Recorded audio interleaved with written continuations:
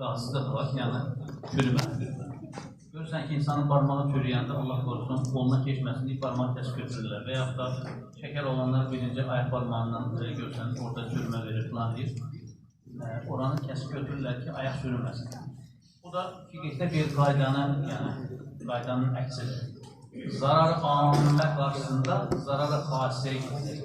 Qamusda bir qaydadır, yəni fiqhdə bir qaydadır. Ümum zərər görməsin deyə xüsusun zərərinə gedir. Bəlkə qardaşların içindən kimsə deyə bilər ki, Musa müəllim niyə görə belə agresiv davranır, niyə görə belə deyir, yəni tez çıxan maşında gözləsin və ya gəlsin namaz qılsın. Ümum zərər görməsin deyib, xüsusun zərərinə gedir. Yəni, ümum zərər görməsin deyib. Bu da taxtdan o nömrə elan edəndə, yəni, cəmaat hamısı hüzursuz olur. Cəmaat hüzursuz olmasın deyib, bir nəfərin maşında oturub gözləməsi daha əfdəldir, yəni, daha yaxşıdır. Yəni, bu elədiyimiz işlər əfdən-püfdən məsələlər deyil, yəni, fiqhə dayanan, istinad deyən şeylərdir. Kimsə sonra arxamızdan danışıb, günahımızı almasın. Yəni, o şeyə diqqət edir. Allah sizlərdən razı olsun.